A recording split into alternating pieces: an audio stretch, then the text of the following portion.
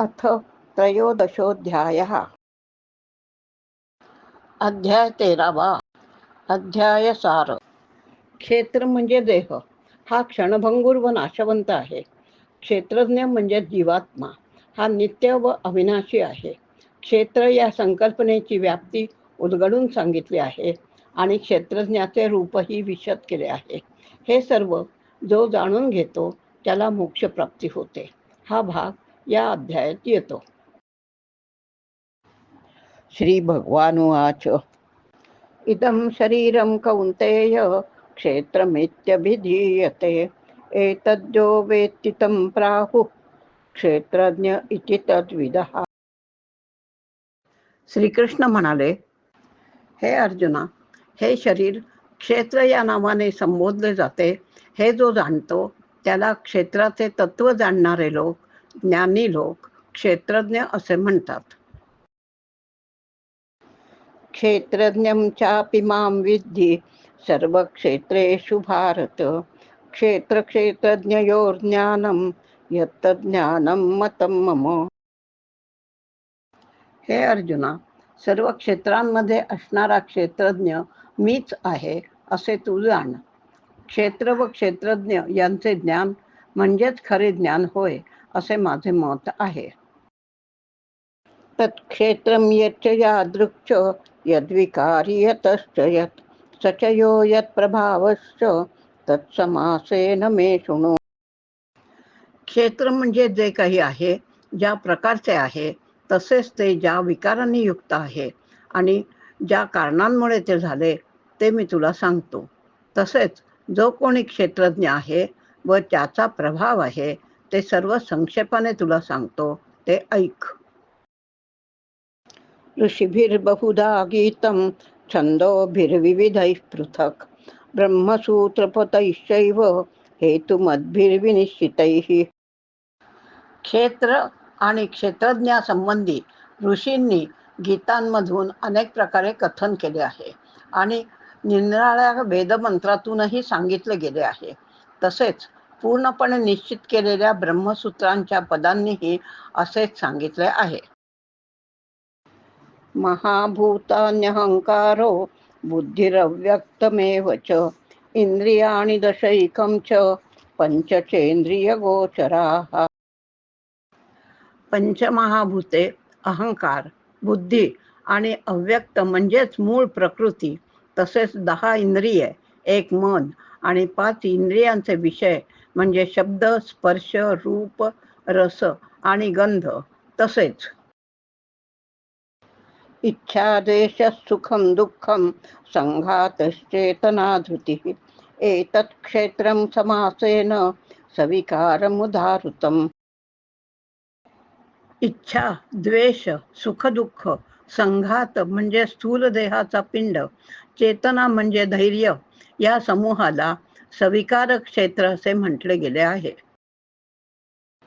अमानित्वम, अदंभित्वम, अहिंसा, क्षांतिरार्जवम, आचार्योपासनं, शौचं, स्थैर्यमात्मविनिग्रहः.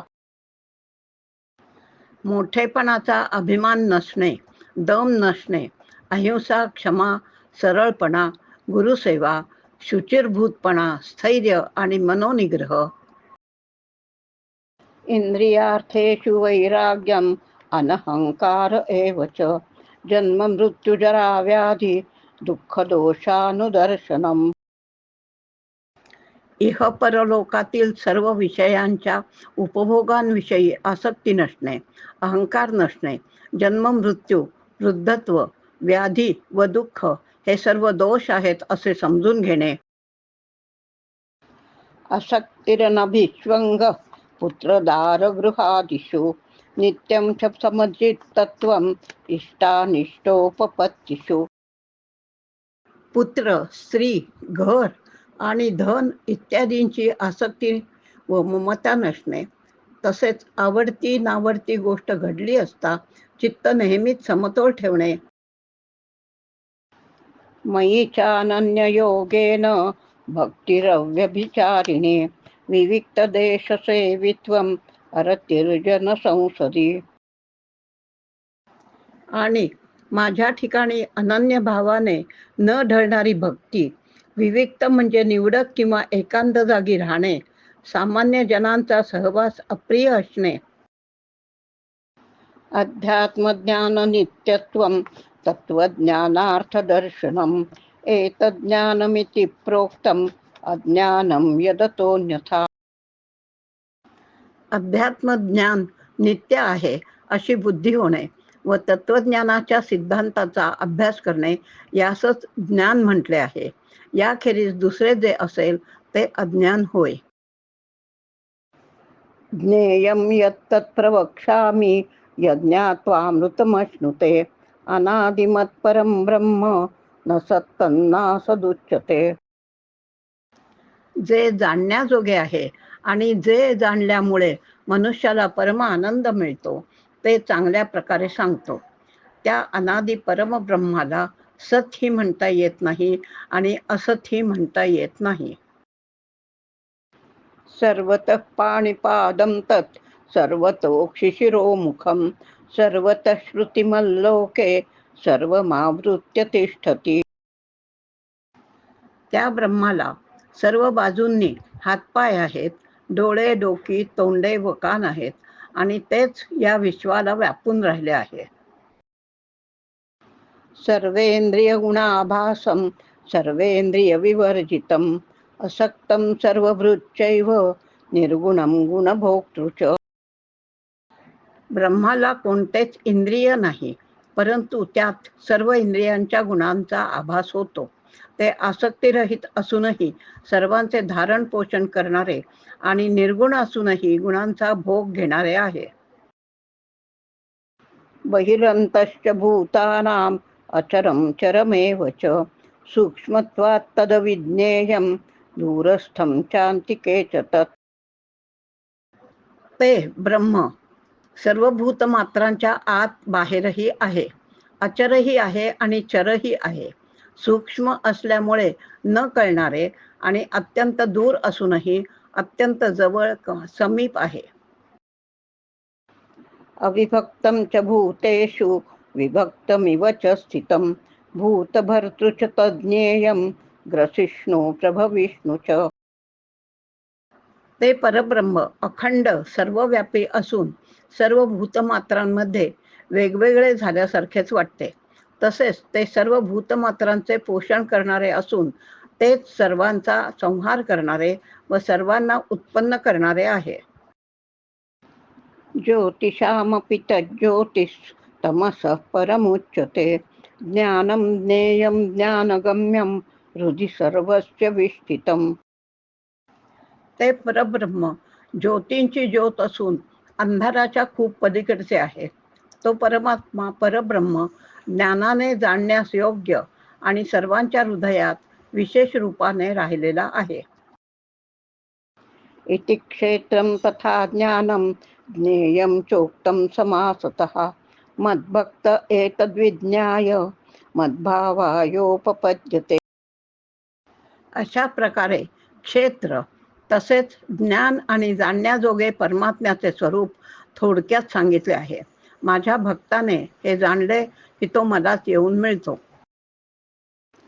प्रकृतीं पुरुषं चैव विध्यनादि उभावपि विकारांश्च गुणांश्चैव विद्धि प्रकृती संभवान.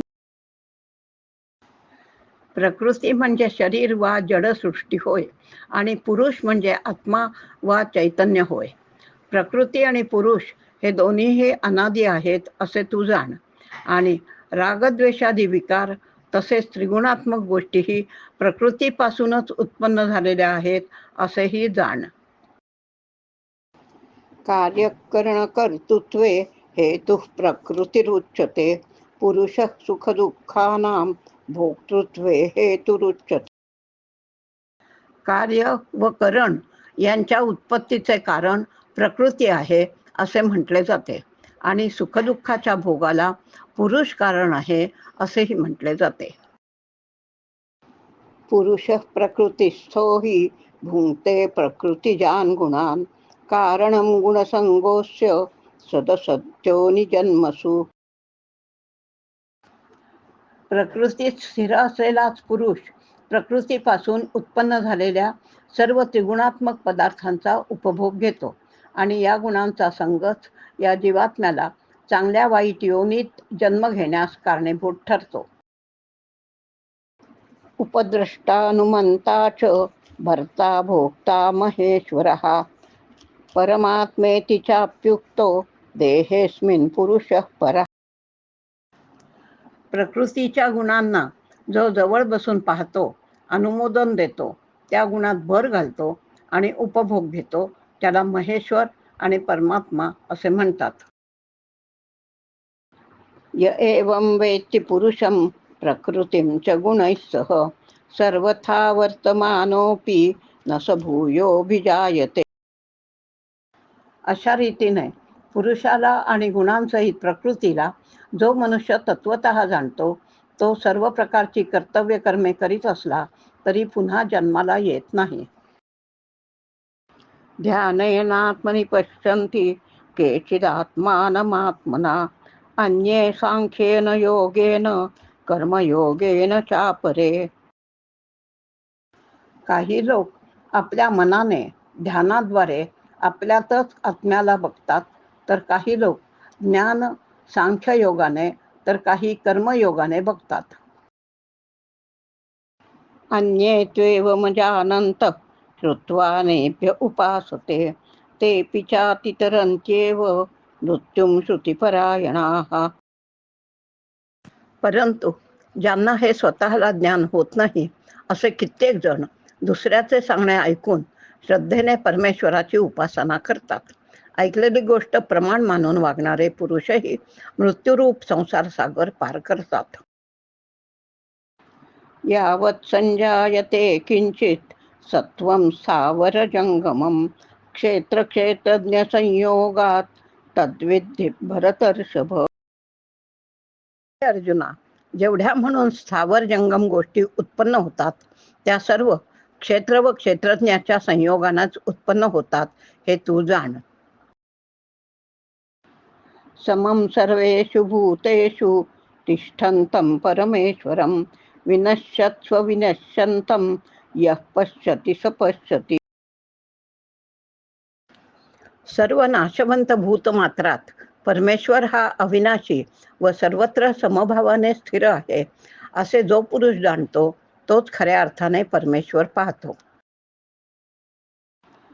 समं पश्यन् हि सर्वत्र समवस्थितमीश्वरं नहि नस्त्यात्मनात्मानं ततो याति परां गतिम्.